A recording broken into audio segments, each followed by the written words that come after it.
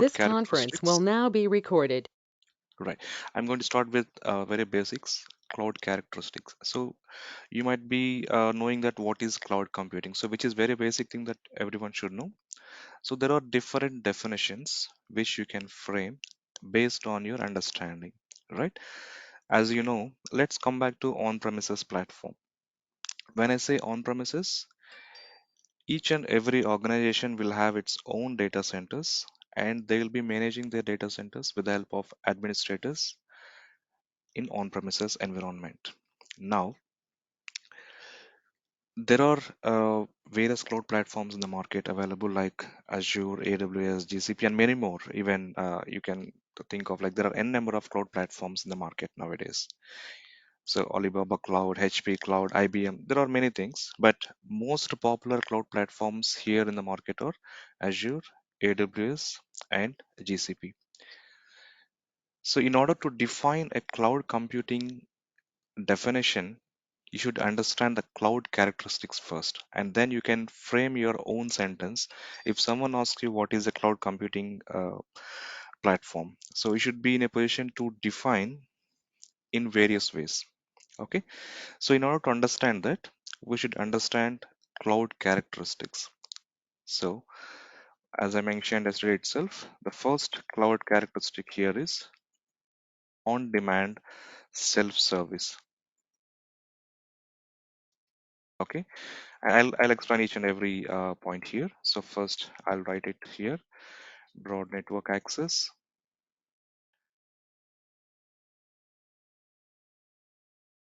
resource pooling, rapid elasticity,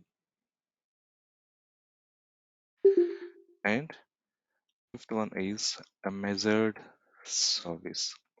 Now, so if we consider this on-demand self-service, I'm going to compare it with on-premises environment versus cloud environment so that it will be easy for you to understand what is cloud computing. So as I mentioned here, all of these are called cloud characteristics. And all of these cloud characteristics are defined by National Institute of Standards and Technology. So it is a worldwide standard forum, and they have defined these characteristics which are applicable for each and every cloud platform. Okay, so if you consider on-demand self-service, so the first thing in on-premises platform, if you want to deploy any server or if you want to provision any uh, storage disk for any of the virtual machine, or if you want to create any virtual network, there is a dependency on multiple requirements. Let's say you need a hardware should be there, and if the hardware is not there, you have to go through the procurement process where it is involved with multiple stages, which means you have to reach out to multiple vendors, and vendors has to provide the quotations to your organization, and your admin team has to finalize the required uh, capacity, and then it will go to finance team will approve that, and then admin team will procure that, and then it will hand over it to you. So which is a kind of a lengthier process for you to provision one single virtual machine or one single server when there is a need for your business. Okay, again I'll repeat. Let's say you have a requirement for your project, you need to deploy a server or you need to deploy an application on top of the server, and consider if you don't have capacity on your environment. So you have to go through all these processes in on-premises platform. Whereas when you come to cloud platform, whenever you need, you can go ahead and provision the services, and all the capacities will be there available for your subscription, and whenever you need, you can proceed with that deployment, and whenever you don't want, you can shut down the service and there will not be any charge for that. So that is where the first characteristic here is on demand self service. Whenever you need to deploy any application or whenever you need to have a disaster recovery setup, or a backup or a storage disk to your virtual machine. Okay, or you want to deploy mobile application without having any investment, without having uh, going through these cycles, like where it will take 30 to 30 days to 1 2 months as well in on-premises platform. But here it is instant.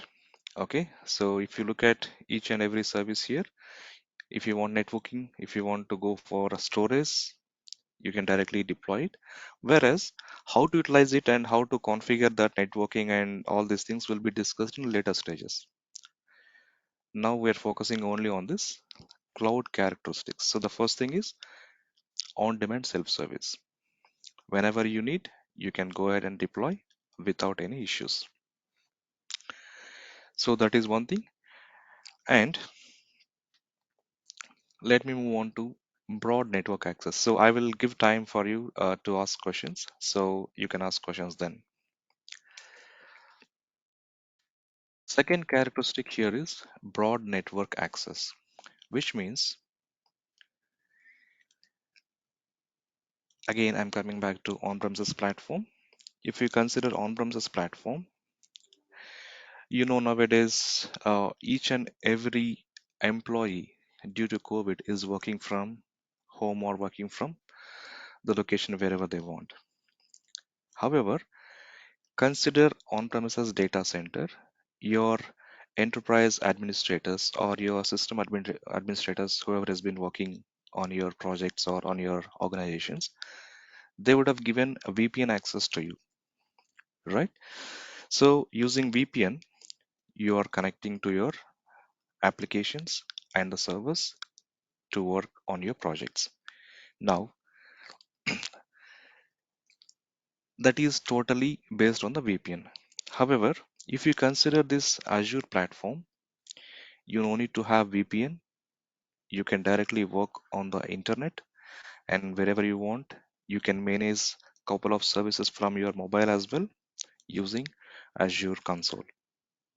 Okay, so this particular portal is widely allowed from almost all the networks.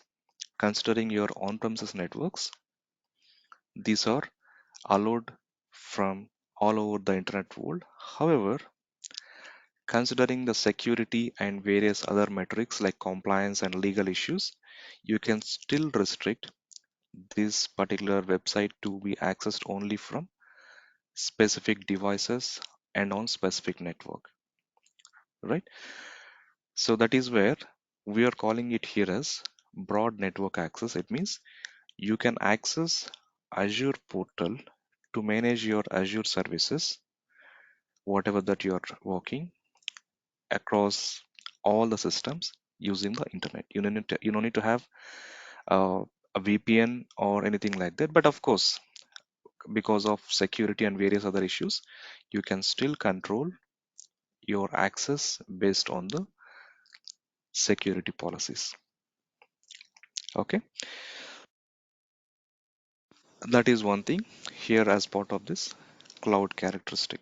So I'm going to share notes about these concepts because it is something different when you compare with normal notes. So I'll share some theoretical notes also for these characteristics. You can go through it and it will be easy for you to understand. Right. So now I'll take this resource pooling at the end. Let me talk about rapid elasticity. It means, let's say again, this on-demand self-service and this rapid elasticity will be looking similar, but there is a cache here which you need to understand clearly. So when you consider rapid elasticity, consider there is a project which is already running uh, which is already running and you're supporting for that. And in on-premises, a customer has asked you to increase the capacity of the server or to deploy a new server to meet the business requirements and to add additional storage. So again, you have to go through in a cycle to procure the hardware and deploy in your data center, and then you have to provision. So by then it will take a lot of time, and where your organization or your customer may not be satisfied. So in order to achieve that instant requirements, whenever you need to increase the capacity or whenever you need to decrease the capacity, whatever it is, be virtual machine, memory. I'm just considering virtual machine here because everyone is familiar with virtual machine, which is like uh, CPU capacity to be increased or RAM capacity to be increased, and whatever it is, you have the ready-made options available in cloud platform where you can achieve from various settings, which we are going to discuss in next level of sessions. Okay, so that is where we have got here rapid elasticity. So it means whenever you need to increase the capacity for your business needs, you can increase it very rapidly and with very less downtime or even no downtime. Okay, so this characteristics defines to which we call it as scale up and scale down and auto shutdown, auto startup, whatever you need, we can do that. Right now, the measured service. This is also a kind of concept. Just give me a second.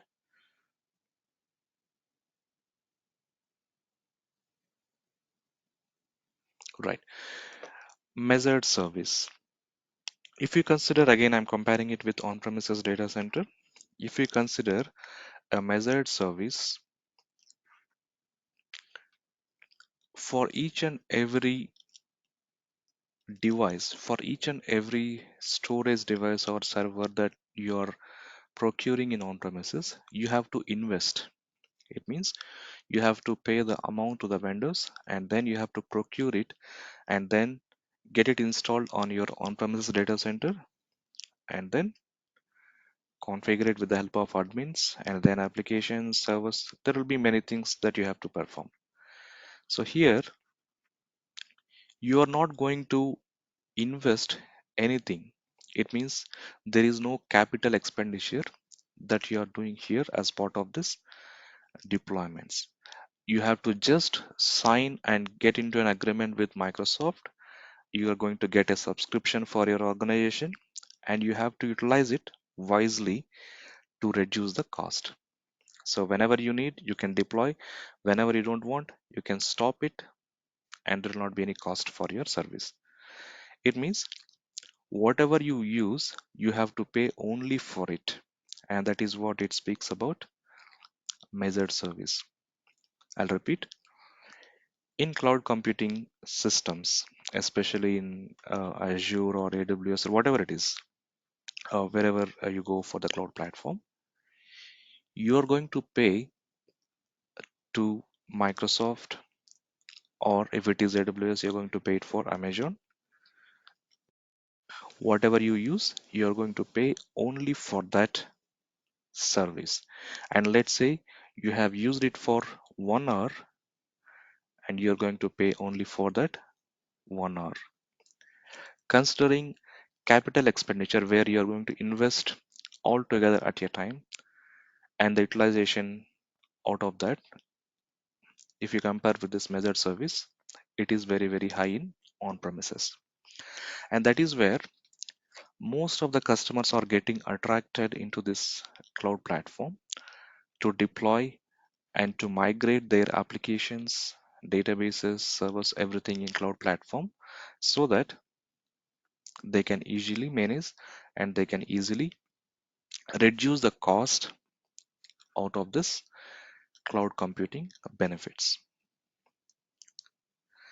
Okay, so this is called measured service. Now, I have skipped one point here, which is a resource pooling. So you might be aware of the car pooling, right? So you're where you'll be uh, going with your friends or you'll be going with some other known persons as part of a ride sharing, which we call it as carpooling. Right, similarly, Here we have a concept of resource pooling. So let me repeat carpooling business model. It means, let's say I'm going to Bangalore from so and so location, and in the same way, if I'm going alone, to save the cost of a fuel, I'm going to bring few more of my friends, or I'm going to put something on the app where someone can travel with me by paying some amount to me. Then they can book and come with along with me. Whereas they can save the cost, and also I can also save the cost out of my fuel as part of this journey. It means I'm sharing my car with four of my friends, or four of the persons whoever has got registered, so that I can save my fuel. Similarly, here the resource pooling is also a similar kind of concept, where the resources in the cloud platform are not dedicated to one single customer. Those are shared environments. However, once you deploy any of your services, it will be isolated and secured only to you. I repeat, there will be a bigger data centers for Microsoft and for each and every cloud platform across the globe, and the capacity is not dedicated to one single customer. So cloud platforms have developed a kind of feature where you can deploy servers in your subscription. Let me show here. Uh, so let's say you have got one physical server, and you want to, sorry, just a minute. Where is that? Let's say this is a physical box, and you're going to have a virtual machine here. Let's say this is VM1. Okay, and this is for, let's say I have deployed this. Now there is one more customer which we don't know who is this guy, and this guy is also deployed some machines in the name of XYZ, whatever it is. So the hardware base for this is same. However, the configuration here which we have is different, and both of these are isolated. I don't know how many VMs are there in this hardware, and this guy will not know how many VMs are there in this hardware, and both of this will not be able to communicate because you have used your subscription. It means you have used your account, and this guy has used his account which has been registered on his company's name. So it is isolated for this guy. So with this reason, we are calling it here as resource pooling, where all of your services and the capacity in the backend will be managed by Microsoft, and those are shared resources, and they are isolated to each and every customer. Okay, let's say again, coming back to this diagram, from your account, I am calling it as subscription, and one of your organizational employee has deployed one more VM in the same subscription. It might deploy here, or it can go to some other hardware.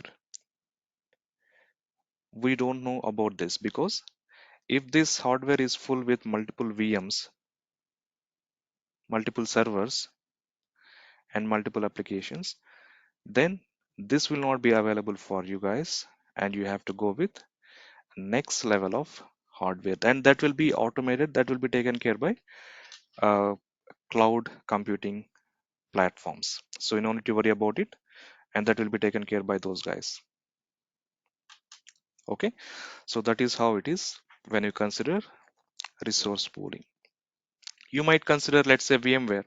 So if any of you are already aware of VMware, and that is a concept where you are going to have uh, one base machine with multiple virtual machines. But here it is similar thing, but there will be multiple customers who will be there on that platform to utilize that computing platform.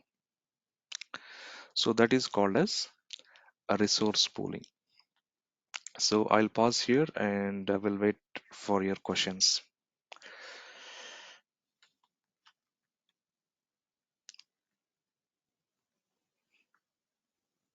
Any questions here? Yeah.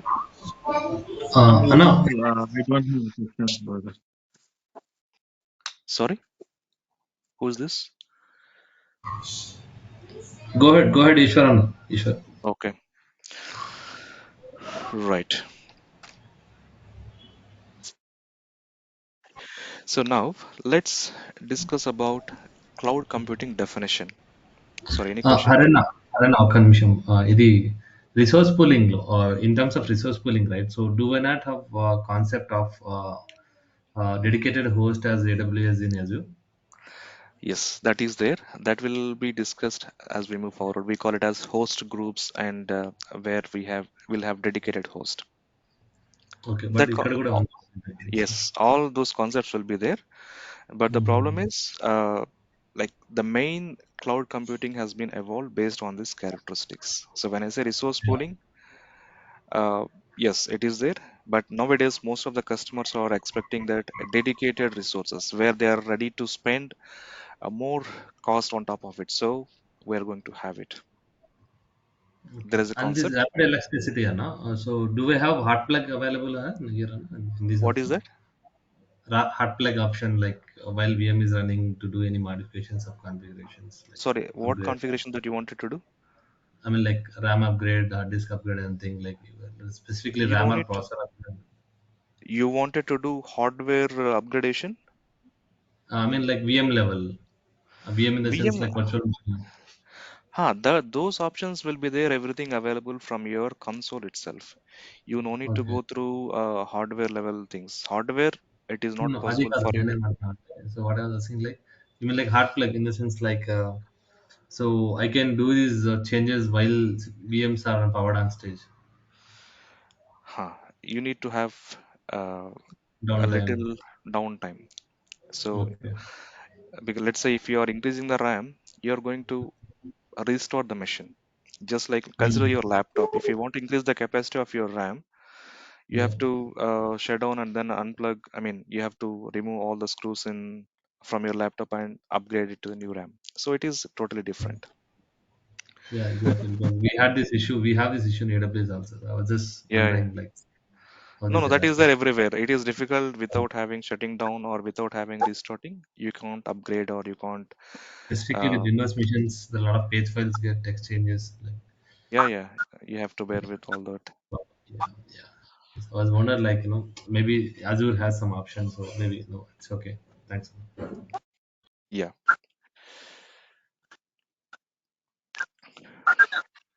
All right. So just give me a second.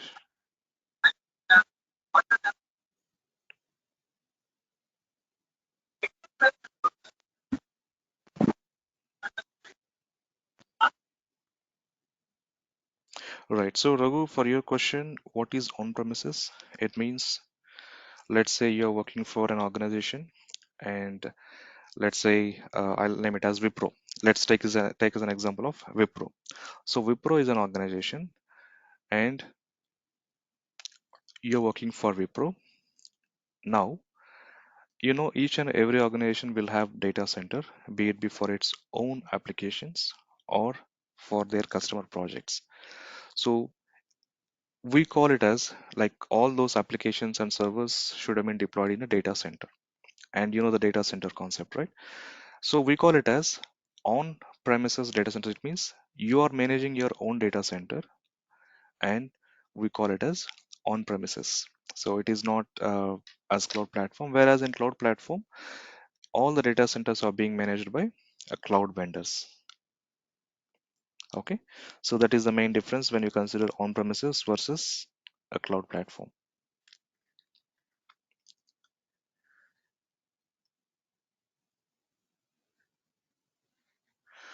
All right.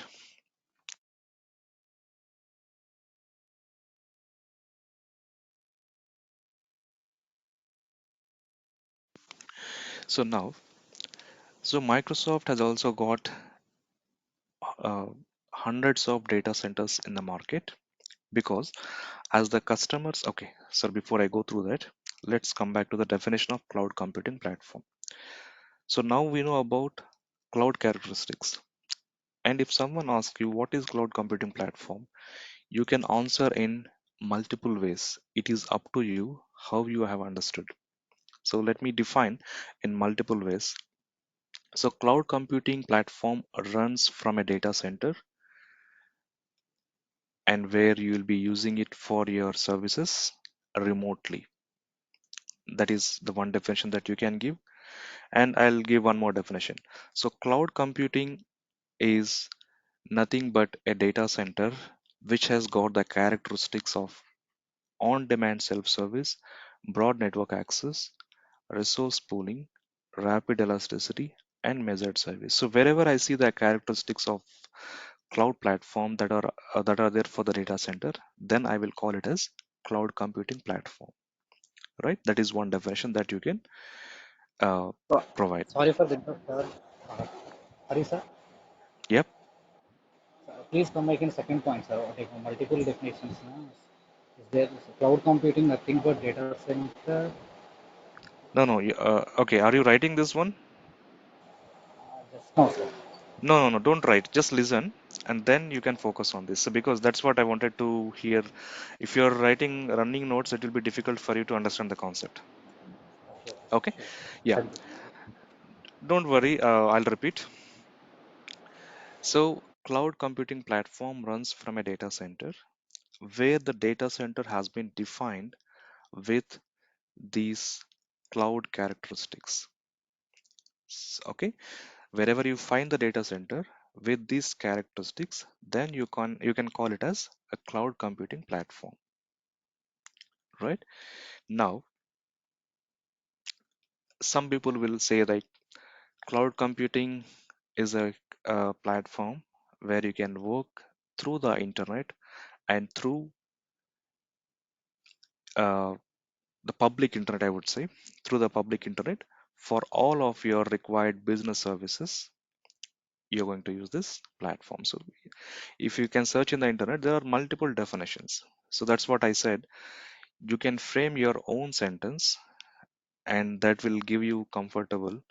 That will feel like what I would say is like it will feel you comfortable when you define your own definition. No need to by heart. Just remember, cloud computing platform runs from a data center where the data center is offering a remote services, and I can access it through the public internet. Even to tell, I can tell you in different ways. That's what I said. I mentioned now. Okay. So some people will mention all of these characteristics if you want to elaborate, and then you can define. But most of you all are experienced persons, so I don't think so you'll be getting such kind of question. But it is very very basic thing. If someone asks you, you should be in a position to give a clarity on this concept. Right. So as I was speaking mainly about the data centers, cloud platform also runs from a data center. Right. As I was speaking, on premises data centers, cloud platforms also runs from data center. But we will not be calling each and every data center as a cloud computing platform because of these characteristics. Each and every cloud computing platform or each and every data center is not a cloud computing platform. Don't get confused here. I'll repeat. Each and every data center is not falling under cloud computing platform until unless those data centers are defined with these characteristics. Right now, for Azure and for AWS and for GCP, there are hundreds of data centers across the globe, and where they are providing their services for multiple countries out of that data centers. And those data centers are huge to consider It means you can have hundreds of thousands of services and servers from each and every data center. Okay, so let's see. I'm referring Microsoft official link here because each and every month there will be a new data centers deployed across the globe, and which we will be seeing how to choose the data center what we need for our business. And let me show you the overview of the data centers locations and the regions, and I'll be giving you the clarification which location that we should use and which location we should not use. Okay, so that is also coming under very basic stuff. So if you consider,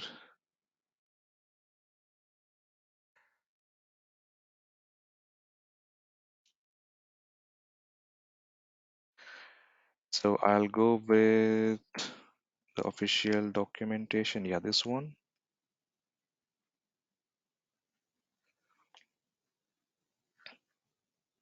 All right. So I will be always using this official documentation. So if you consider here, and you can see that data centers will be very big in size, and those are like self-sustained uh, systems where there is no need to worry about the power outage or network outage. So each and every data center will have multiple power lines and will have multiple networks. So your services will be available 24 by 7. And Microsoft has got SLAs, and you'll be offered a refund if Microsoft is not meeting the preferred, the recommended SLA for your service. So let's go through these geographies. Right.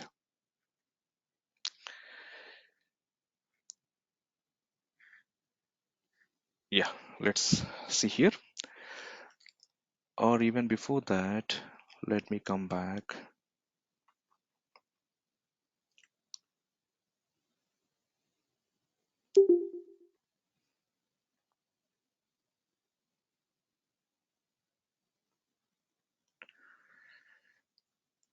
One moment.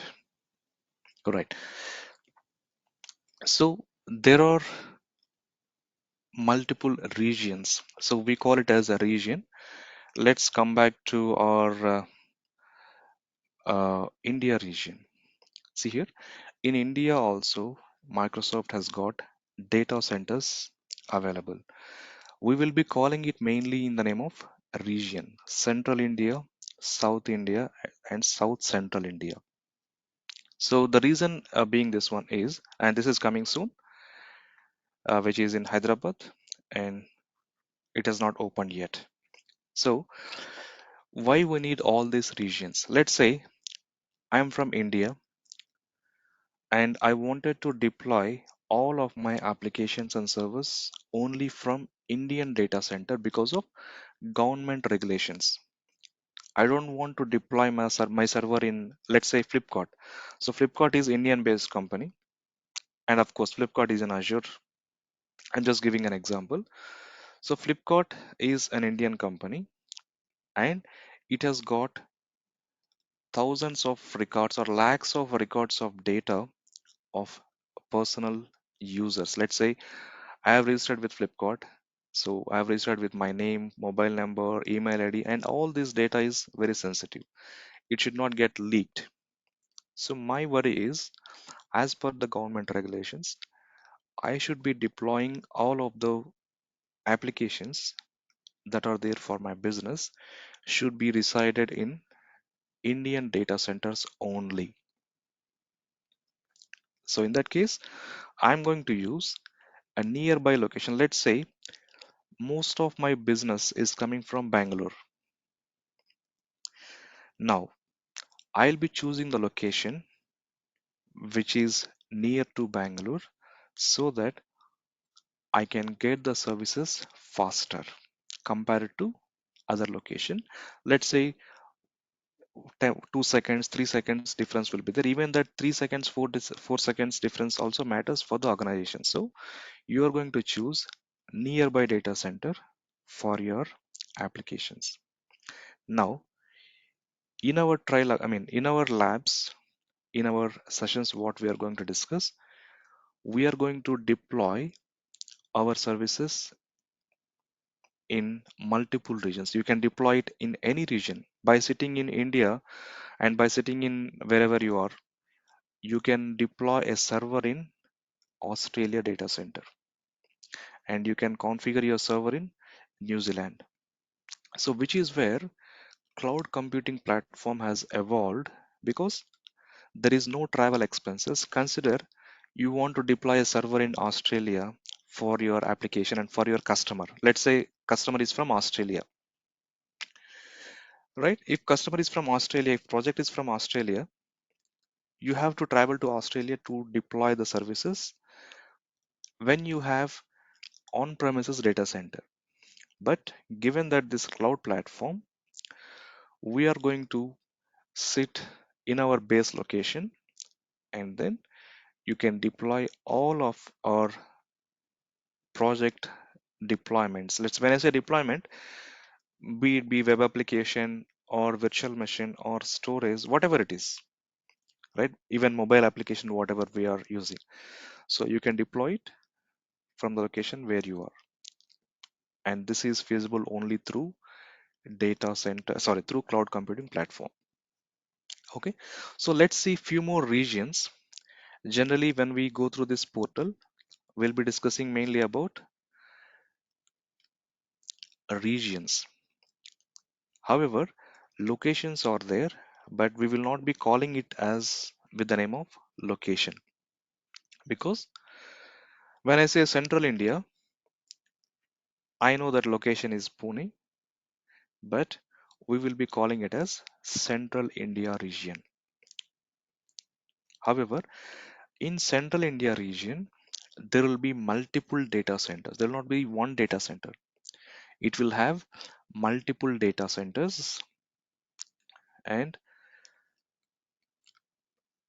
if we consider this availability zones, these concepts we'll be discussing at later stages. Just to avoid confusion, I'm just going through this, the basic understanding of the regions. Okay. So if you consider South India, it is Chennai data center region. And if you consider South Central India, it is Hyderabad. Now, let's go to Asia Pacific. And these are the very old data centers which has been started in 2010 for Microsoft Azure. But in India, they have started in 2015, and since then business is booming. Most of the Indian companies are there in cloud platform. One example, Flipkart. Okay, and even Ola Cabs is in Azure. So 2015, and one more data center is coming up here. One more region, I would say, because in one region there will be multiple data centers. Now let's go to Europe. So in Europe, we have got North Europe, West Europe region, and you can see the location: Ireland, Netherlands, 2009 and 2010. And if you go to Germany, you can see the data center opening dates. And if you consider this again, f- especially when it comes to European customers or UK customers, they are very much worried about their data. So data should be residing on their home countries only. It should not be in any other data center out of their approved location, because of global data protection regulations. Like they've got various policies, and government is very strict about it. Okay. And there are some government data centers which are dedicated only for government. So let's say I've got this Azure government. See here, secret. The name of the region itself is Secret East, Secret West, and Secret West Central. So no one will be aware of that where this data center is available, and the location is undisclosed. Okay, so only for the government officials, let's say the defense officials or uh, national security officials, they will be aware of all this. And in those government data centers, only government specific websites, servers, and applications will be deployed. It will be a kind of a top secret or very much confidential data centers, which is available in Azure. You can have only with specific applications, I mean, based on the governments. Okay, so you can see that DoD Central, DoD East, these are government data centers. Using our subscription, whatever we are going to do our labs, it is not possible to work on this restricted data centers. Of course, you can deploy uh, your applications and servers in these US data centers, but not on government data centers or government regions. Any question here?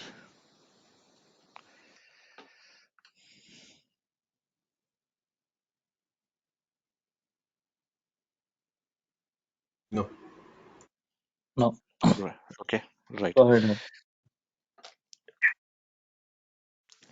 Likewise, if we consider China, so these are again restricted data centers, and Chinese government will not allow to deploy any of the applications outside of the, I mean, it means they will allow only for the companies which are residing in China. Let's say I'm from India and my company is base location is India. I want to deploy in Chinese data center. No, they are not going to allow. And this category is different, and they follow some other rules for their data regulations.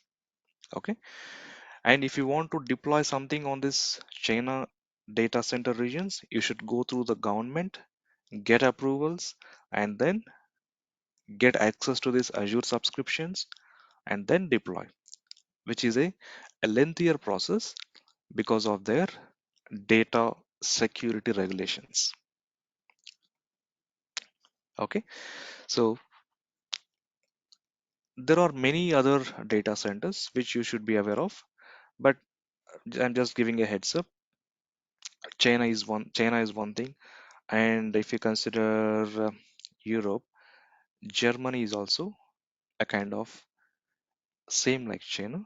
They will not allow to deploy any other customers. Of course, they will allow, but they will not allow their customers or their companies to deploy their application service on their,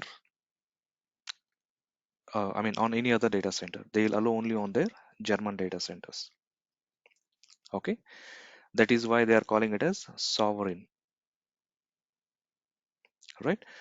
So there are hundreds of regions available across the globe, and I would say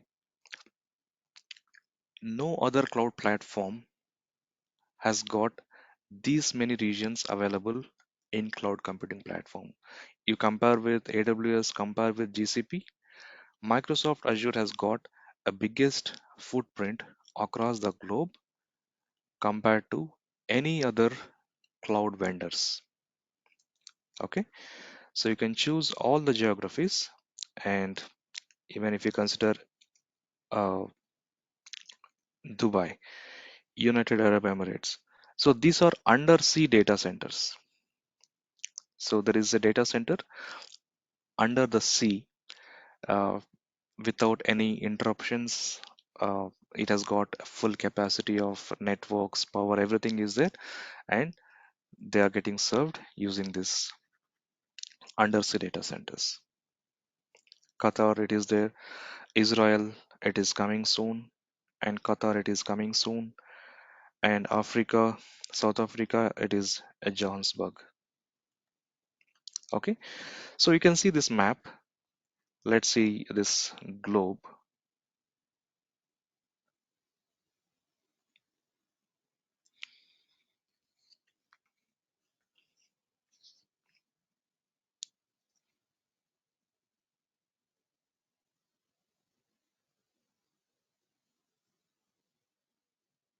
Right, see here, across 140 countries. This is just a image. Let's go to this, explore the globe, and you can just scroll your mouse cursor here and just place a cursor there, and you can see on which location you're looking for. Let's see here, South India, and you can see that it is Chennai. If I go to here, Central India, which is Pune, and there is one more data center here, which is coming soon, which is Hyderabad. Okay, one coming soon, and two are readily available at this stage. So you can scroll over this world map and see that. So wherever it is there, and this is China, a sovereign offering, independent and dedicated network within China. As I mentioned, it is only for Chinese customers. I mean, Chinese companies, I would say. When I say customer, it is nothing but you can call it as client, company, organization, whatever it is. So if you can go through this the other way, here it is, US. Okay, the location of this data center is lower, and it is the central US region. No need to worry about this location, but we should be aware of central US location. Okay, so likewise, we have got Canada data center as well, Quebec City. It means by sitting in India, you can deploy your server and application in this Canada data center. I'm going to show in our lab as well. We have got various options. Let me give a kind of a glimpse here to show you whether we will be able to deploy it or not. So for each and every resource that we are going to deploy, we are going to choose the region. And you can see here, all these regions will be displayed. And as part of our labs, as part of your practice, you can choose any data center that you wanted to deploy, which are listed here. And there is no China data center here. There is no government data center here because your subscription is not from the country that you are looking for. And that's the reason you can't see China or and some restricted data centers, secure data centers. Now, I will show you. I mean, we'll see all these setups, how we can deploy and all these things. When I say deployment, it is nothing but creation. Okay, so don't think with a different meaning. In application development methodology, it is different. And when I say deployment, it is nothing but creation. Let's say I want to create a storage account. I call it as deploy a storage. Okay, so we will see the terminologies going forward. Now, let's come back to this global infrastructure.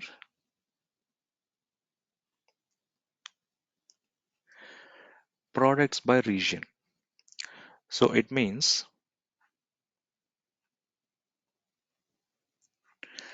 not all the services are available in all the regions.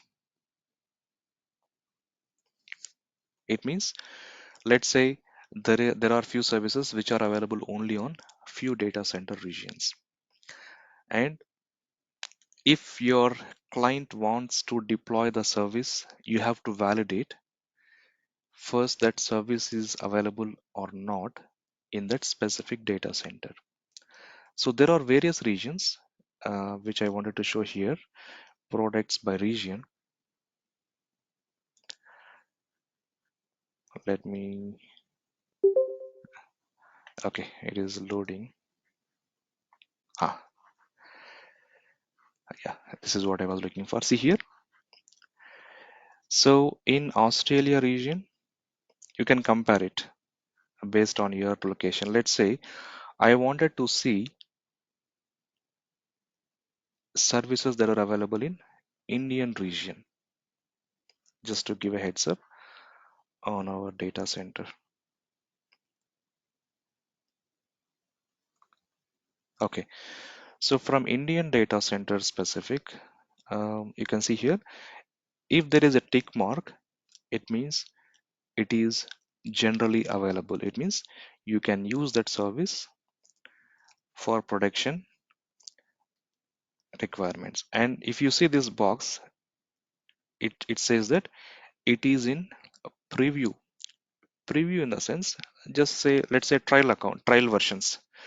So the service is getting developed.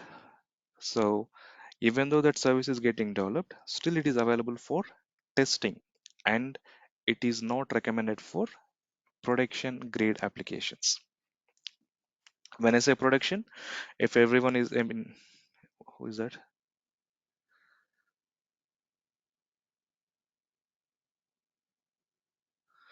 Okay, I'll see that. I don't have option to see that now. Yeah, what I was saying, in preview. So in preview means still that specific service. Let's say here you can see Australia East. There is a box here which means semantic search is a service which is in preview mode, and they are developing it. Who are developing? Microsoft is developing to push that semantic search service into this Australia East region, so that anyone can use that in preview just for testing, not for production. If it is generally available, then you can use it for production as per the recommendations. Likewise, you can see that there are number of most of the cases it will be available for all the data centers, but some services which are very specific to that country, they'll be available only for that country. Okay, you can see that data catalog is available only for Southeast Asia, Australia East, but it is not there for Australia Southeast. So it depends. And there are some, this one, the time symbol, which means it will be available in the future. So they have mentioned the time as well, Q3 2022. By that time it will be available. So no need to worry about all this. That will be taken care by Microsoft. And as we move on, once you explore all the concepts to discuss, once we discuss all the concepts, you will be able to understand what is there and what is not there, how we can achieve those settings. Okay, so I will pause here and we'll wait for your questions.